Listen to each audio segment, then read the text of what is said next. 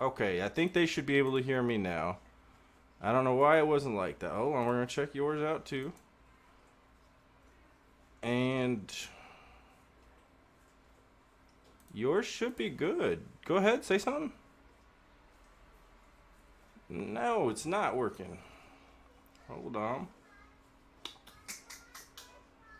Okay, hold up. You guys are doing great waiting. I appreciate all of you. Let's try this. Now talk.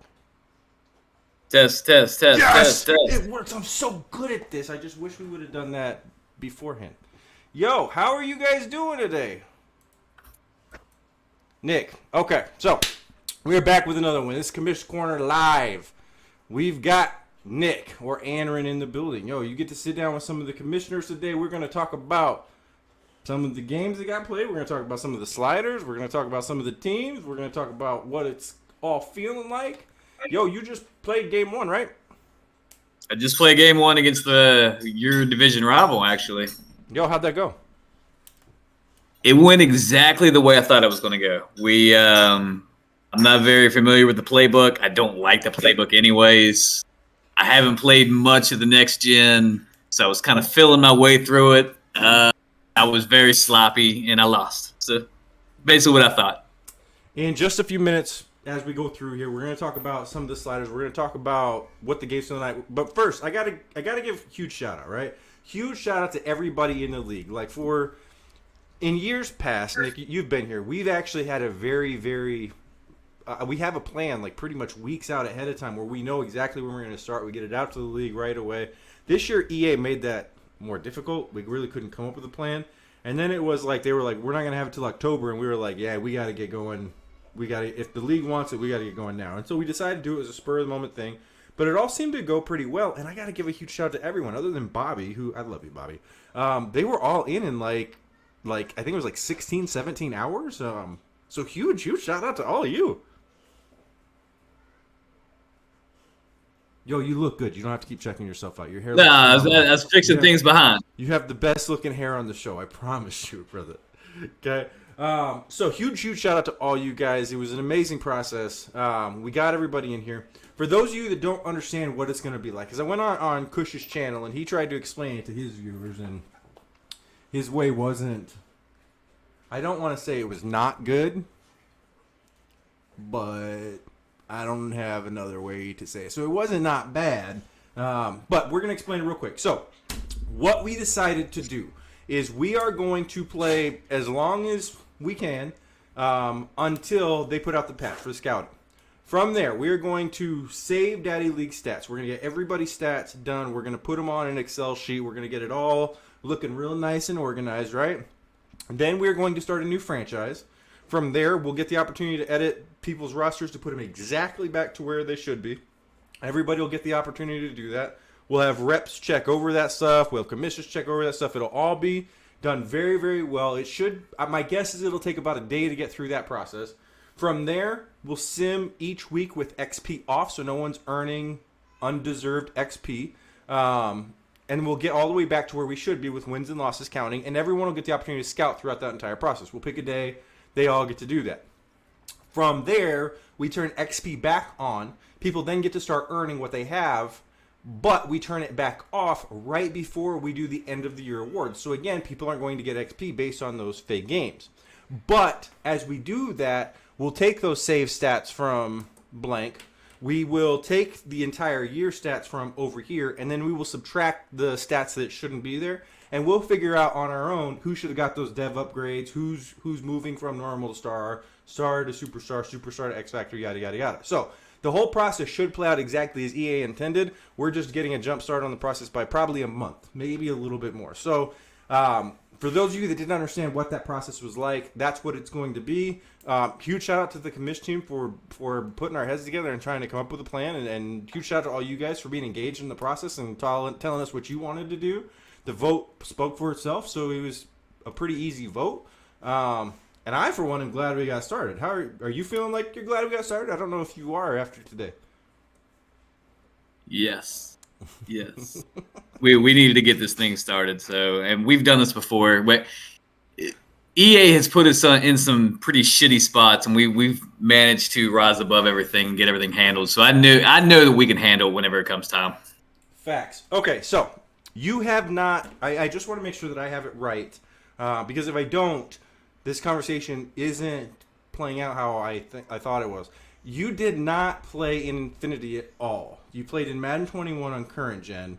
You did not jump to next gen at all. And then as you got to Madden 22, have you played much of it at all yet? Yeah, a little bit. I played some MUT, and just to kind of mess with the cards and stuff. But as far as actually playing against somebody, no. Tonight's game was the first game that I've played against somebody in next gen, and I wasn't like hammered or anything. So yeah, it's a completely different game, and there's some adjusting that I need to do for sure. Yo, I'm not gonna lie to you. So when we transitioned from Madden 21 current gen to Madden 21 next gen, I felt like it was a huge jump in gameplay. And I know everyone was like, "Oh, it's the same game." They're fucking liars, right? Because aesthetically it looked very similar, but outside, just the way that it looked outside of the on the field played completely different with the next gen stuff, the stats, the whole thing. So it's just a completely different game, right? But then you jump into Madden 22, and I feel like from where Madden 21's jump was to Madden 21 Next Gen, you almost get that same exact jump from Madden 21 Next Gen to Madden 22 Next Gen. So it's almost like you're coming into this game like a whole game behind. Oh yeah, for sure. It's going from what it was before, hopping into now. It's like it's night and day. It's really night and day. So I'm out there in the first quarter just trying to figure out the game speed and the tackle angles, and it just plays completely different. So yo, let's talk about your game a little bit, because I watched damn near the entire thing, right? It was fun. Here's some friendly advice that I can just give you, right? So Justin Fields, amazing talent. I think at some point he's going to have a legit arm. Like, I really think the kid's going to be something nice, right? But you have 90 speed. You've got to use it. Yeah. Is it hard? Because, like, when I had Josh Rosen, or before that I had Carson Palmer, the Kevin Cobbs, the John Skeltons, Logan Thomas actually made pretty good one year. But outside that guy, I never had a running quarterback. So the first year I got Kyler Murray, everyone was like, yo, you got to be running more. Why aren't you running more? I think even Calc was like, you have to start putting more runs into your game because you're just not running it enough, right? But now I'm hitting like 8-9 carries a game. Like, I feel I'm doing well. I'm almost to the point that I feel like I would be pushing it a little bit. So I try to like keep it here. But yo, how hard is it just to take off and run? Well, I'm coming from Trubisky, man. So I ran with Trubisky. Oh, that's right. But here's the thing. I don't know if it was his defense or if he just set it up, but he contained a lot. He contained the quarterback, and he forced me to hand the ball off, and he didn't let me get outside. There was a few times I ran the option. Mm-hmm. He just made sure it wasn't Fields beating him, and at the end of the game, I made a couple scrambles. But again, right now, it's me being rusty. It's me not knowing the playbook. It's me making some bonehead plays. I'll eventually clean it up, and we'll get back to business. Another thing that I heard you mention on your game, and I wrote this down because I think I had issues with this when I first got a running quarterback, and that was how some of these RPOs work, right? Because I remember one time you called the play, and it's like, why didn't he give it to the running back? Like, I don't understand it. Here's how I understand these to work. And when I've talked to people that are EA devs, they're like, I don't know.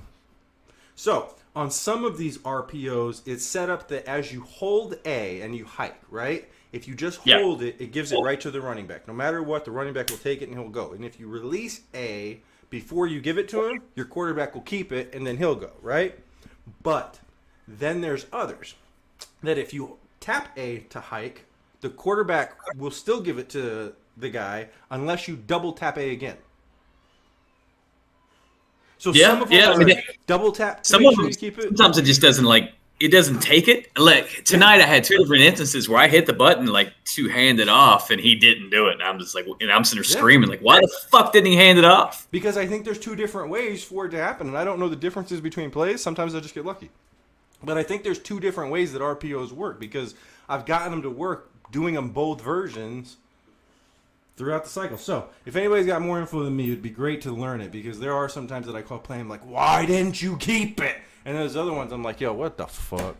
So it can be a very, very frustrating thing. But yeah, yo, bro, you gotta run it a little more. That's so scary. You have to So here's the thing that I think NGA did when I was watching his game is he just kind of like sat back and he's like, yo, if he throws it deep, I'm just gonna try to go get it.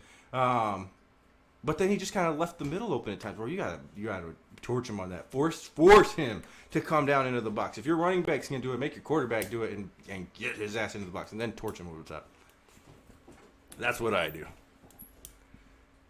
So, well, I got some speed with Fields, so I got to figure it out. Especially with this playbook. This playbook is such a gadget playbook. It's completely the opposite of what I like to run. I don't like the gadget shit. So it definitely will be making a change next year back to more of a pro style, and I'll figure out Fields when that time comes. Got you, bro. I got you. All right, so we got into the sliders. Let's go through some of the other games. What have you noticed through all of the games so far? I mean, the same thing everybody else has noticed. There's a lot of high-scoring games. Mm-hmm. I think the lowest point total, I can actually pull it up right now. The lowest point total for somebody who won their game is 38 points. Mm-hmm. And that's in 1, 2, 3, 4, 5, 6, 7 games. So basically half the league. And that's a lot of points, man. So I want to see how the rest of it goes, but it seems like it's going to be trending in anywhere between 30 to 40 points to win a game. And what do you think is the reasoning for that? I mean, I know my reasoning. I turned the ball over way too much. But then again, after that first quarter, I remember looking up at the clock and we're going into the second. I was, damn, it's 17-7 already in the first quarter. So honestly, there's a few different things. Maybe I feel like the cornerbacks right now are dumb, but then again, I have really bad cornerbacks. So I don't know if it's just because I have terrible cornerbacks. I would like to know somebody with really good cornerbacks if they just get beat 1-on-1 every single time. So I'd like to know that. Yeah, I'm in a very similar boat. Like I have got Byron Murphy who's starting. I could be starting Robert Alford, but he's like 31 years old. He's been injured twice in the last 2 years. He's missed both years. So, and I've got 3 rookies that look pretty good. I want to see which one separates themselves. So I have them all there. But they all got torched. And as much as I want to sit back and go, yo, is the sliders bad? I don't think it is. I think it's just that my guys are bad and they got to develop. So here, I can only talk about my game. So we talked about your game. I played DG Ice this week. I thought it was a great game. It was a fun one. Here were some of the takeaways that I had from my game, and I'll call myself out. My tight end had 10 catches for 174 something yards, so 17 point something yards per catch. The next highest guy on my team catch-wise, I think, had 4 catches. I had a couple guys there. I had a couple guys at 3, a couple guys at 2, a couple guys at 1. So everyone was like doing it. I think I had like 15 other catches outside my tight end, right? But as you kind of go through here, what I took away from both sides of the ball, and I don't want to call DG out on this at all. He mixed up his plays phenomenal. I think he called almost every play that he could on defense, which we're going to talk about here in a second. But the adjustments, like you have the Y button that you can go underneath, you can go outside, you can go over the top, you can do that. I didn't know if he called those or not to stop the underneath route, because like your job as an offense is to take what the defense gives you and go. And every time I call an underneath route with my tight end, he's wide the fuck open. Like, if you're averaging 17 yards per catch, it's not all just coming out underneath routes. And if it is, what you're calling is not working right for those underneath routes. You need to do something, because 17 yards per catch on underneath routes is crazy, right? So, as you go through here, and then on defense on this other side of the ball, he's got Derrick Henry, who's blowing my guys up. Like, just absolutely. What he did to me on defense with Derrick Henry would be illegal in every state in the United States. Like, I honestly, after the game, I was like, yo, did he rape me? Like, he absolutely had his way with me. But here's the thing. Derrick Henry is lit up. I have got a 67 overall defensive tackle trying to stuff the run right up the middle. I, on a couple occasions, as Simmons, for instance, as I'm trying to make the tackle, I'm running across the field, I, as a user, run right into my linebacker who's being blocked by a guard. So I essentially block myself. Derrick Henry takes it for like 30 yards. On another play, I move my linebacker pre-snap because I feel like he's going to try to hit this hole. He runs a counter. My linebacker gets blocked because I moved him pre-snap, and the only guy I got left to stop him over the top is my safety, who's 5'11" and like barely 200 pounds. He gets blown up. So as much as I want to sit here and be like, yeah, Derrick Henry had his way with me, he should have. He hit me one-on-one multiple times. Like, he just absolutely dominated. I don't really feel like that was something that wasn't Sim. I continuously left him in situations where he was getting one-on-one, and that's not a key to success if you're trying to stop the run with Derrick Henry. So as much as I look at the sliders and I go, oh man, these games are so high, these things are so there, I think there's things that all of us can do on both sides of the ball to kind of adjust so that we're not getting gashed. One of the things that I fucked up on multiple times against DG Ice was I would do pre-snap where I would pick if he was run. Before we say this, I hate the fact that you call a pass, right? If you do a pre-snap thing where you go pass, it's just the one pass. But if you do it for the rush, you have to pick left, right, or middle. Like, come on, man. Just give me pass, rush. Like, I just want them ready for it. So, like, multiple times I'm like, yo, what the fuck way is Henry going to run? And I pick go right, and this dude goes left, and he takes it for like 30 yards. Like, is that the sliders? No, that's me. So as much as I want to sit back and go, man, these games are high scoring, I just don't know if we're at the point yet that we can look at these scores and be like, are these sliders related? I think a lot of us are going to have to make some adjustments. Me personally, I think we may want to give it a couple weeks, even 3 weeks, and then revisit it. Personally, I know that my guys kept getting beat, man-to-man coverage because they're just shitty corners. I mean, my number one corner is a 77 overall. Like, he should be getting beat. Yeah. But we're also going to have to look at teams that have, like, superstar corners. Like he had Jalen Ramsey, and I don't remember Jalen Ramsey ever really affecting the game by himself. I never felt like I was afraid to throw his way. So I don't know. I'd have to actually go back and look at the film and see, what did Jalen Ramsey do? Did he get beat by some scrub wide receiver, or did he just lock down everybody he guarded? So I don't know. Right. No, that's a good point. Another thing that I've seen from all the games, and I've watched damn near every single game that's played so far, and I know Sirius Mac has too. We've talked about some of the stuff that we've seen. I know you've seen a couple. From what I've seen, the one area that I think guys are going to have to make an adjustment is they're throwing deep down the field. I've seen so many guys already this year that are taking like probably 20 shots a game that are going 20 yards or deeper. Like, they're just like, nah, let's fucking fling it.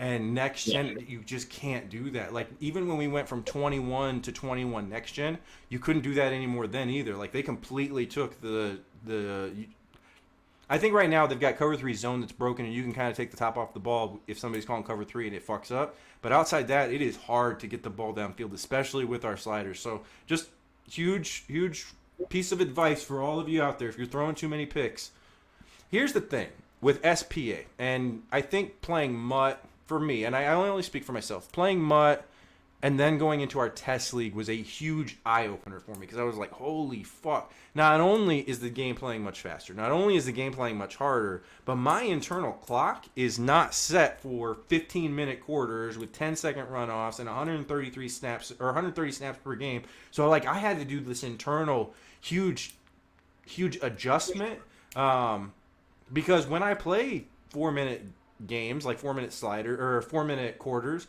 like, I'm throwing the ball deep because it works. Like, they have it set up that that's going to be something. It just does not work here at SPA unless you are setting it up and then you're getting guys deep. Like, I think you had one in your game where he took he had kept pressing you had kept doing something short, it was kind of working, but then he pressed you at one point and took the safety over to the middle, and you just torched him on the left side. And I mean, Justin Fields put that ball in like the perfect spot. But that's what the deep ball has to be in SPA. You have to set it up. Oh, for sure. I wanted to take more shots downfield, but then after Fields is a little inaccurate right now, so that's something you have to also consider. You can't just be chucking all over the fucking field with a guy that's not exactly ready to chuck it all over the field. So obviously I have to take accountability for that myself. But I was watching Sirius Max said we need to run the ball. Just run the ball. And I agree. You have to be able to run the ball. And that's if you're averaging 1.8 yards per carry with my running back, then it's going to make life tough. And then the other team can basically just sit back and fuck with you and on defense with your passing game. No, brother. If I didn't have Kyler running yesterday, I wouldn't. I think both of my running backs, I think one had 14 carries for 34 yards. I think one had 9 carries for 34 yards. And then Kyler, I think, had 7 carries for 50-something yards. If it wasn't for Kyler doing what he did, I'd have had like a 68 rushing day. Like, it was non-existent. So that's what I'm saying, man. If you got the quarterback that can move, you force those guys. So what I like to do is I like to force guys to have to play the contain. You have to play the outside edges when you play me, and it really opens up being able to get like a Connor operating through the middle. It didn't yesterday when I played DGIs because I couldn't run to save my life. But that's kind of how I try to attack things, just in case you give a fuck about my advice or not. Like you might sit here and be like, bro, you don't ever go to the playoffs. Shut the fuck up. Well, we're about to find out soon. We're about to find out what these settings are, if they need to be tweaked as far as everybody else. Because the way I look at it, if we go 2-3 weeks and everybody's scoring in the 30s and 40s, then that's probably more of a game thing than it is a user thing.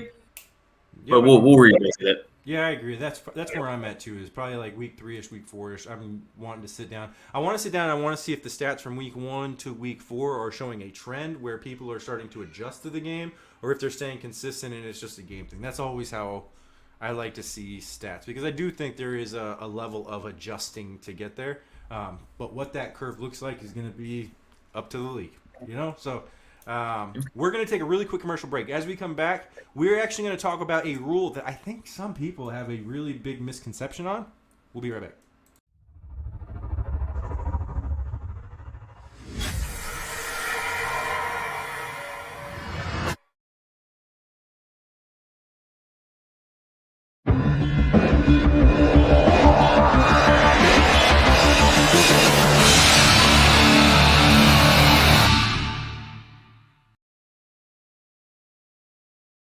Brother. Guys, they do look good, don't they? They look real good. Yeah. All right, guys, we are back. So, I got to apologize to you guys.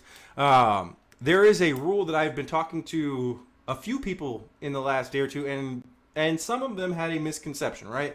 And so, at SPA, you are only allowed to call a play once per half. That is how it is set up. But some were asking, why don't we use the cooldown method, right? And my answer to them was, well, we don't use the cooldown method because on defense, we don't force you to do that on defense. Like, so here's how we look at it. On offense, I want, personally, right, or how we've all voted, but personally where my vote came from, I want users on offense to use 1 play per half because it opens up your entire book. It forces you to treat the game as a chess match where you are calling plays, where one thing to set up a play for later. You're constantly trying to do things to play it like chess. That's the game. And in the NFL, they don't do that. In the NFL, they probably call the same plays multiple times just from different formations, and it's really like 6 or 7 different plays a game. It's not anything that's really even crazy, but it is a chess match. And so here we do our best to replicate that chess match, and we have you call 1 play per half in your playbook, right? But on defense, offense is completely overpowered. It is completely overpowered. In every Madden that I have ever played, offense is overpowered. So to say that somebody has to limit their defensive playbook to 1 time that you can call cover 2 man from your nickel base zone, I just don't think that's fair, right? And so in the settings, the reason we don't use the cooldown is because there is not an option to do it for offense and defense. It is just, it's either on for both sides of the ball or it's off for both sides of the ball. So on offense, we want you to mix it up, but on defense, we want you to play situational football. So there was an instance last night that I got up by 6 points. The game is almost over. There's like a minute something left. I punt the ball down the field, and I ran dime cover 2 man a couple times. And the reason that I did this was because it's situational football. The only way that Tennessee was going to beat me was over the top and scoring a touchdown. If he did not score a touchdown, if he did not get in the end zone, we were clean, right? If he just got to a field goal, he wasn't able to do anything, we were good. So the only thing that I was able to do to stop him from that situation was just play cover 2 man over the top. We don't want to limit your guys' ability to play situational football. And that's the reason that we don't have it. So if there's anybody out there that was like, yo, I thought I could only call cover 2 once a half from my dime book, that is not it. We don't want to see you call the same exact defense the entire game. Don't do that. Like, that is not kosher. We want you to mix it up, and we want you to do different things. But we also want you to play for situations and play realistic football. The other thing, guys, is you have to make sure you're doing those adjustments for underneath, for outside, for these different ones. These games are long. The sliders are set up for your stupid players to play stupidly. Like, that's, from my understanding, that's the way. Good players were going to play well, and they're going to separate themselves for bad players. That's what we wanted. We wanted the league to run as it does in real life. That's why my zone was not working at all, in my opinion. My man, I just played get him defense. You get him, you get him, you get him. Don't fuck it up. Don't leave him. You just stay on him. You can't fuck that up. You can't be stupid, right? So just stay on him. Sometimes that's what you got to do with stupid guys. Right now, they just don't have that high awareness that they're going to play. So you got to play smart. You got to play your style. If there's anybody out there that was like, yo, I've been holding myself to a limit there, I've probably been losing games because other people weren't doing this to me. That's my fault. Like, I apologize. I should have done a better job when I helped write them up, and we should have made it clear. So my apologies. But on offense, 1 play per half you can call from your book. On defense, play situational, mix it up, but I don't care how often you call different things. Play what you think you got to play to stop something, because if we limited you to calling 1 defensive play per half, you would get torched. The defense already sucks. Like, if you're like, yo, when do I have to, I got to find the right situation to call this zone blitz that I know never works, but I have to call it because I can only call 1 per play. We don't want you to do that. The game already fucking makes it hard enough on defense. So don't do that. Okay, so for anybody out there that didn't know that, this is me being able to tell you. Nick, do you have anything to leave these guys with before we decide to head out of here for the night? Well, you talked about that. I might as well go ahead and bring it up. So in week 1, we had a few.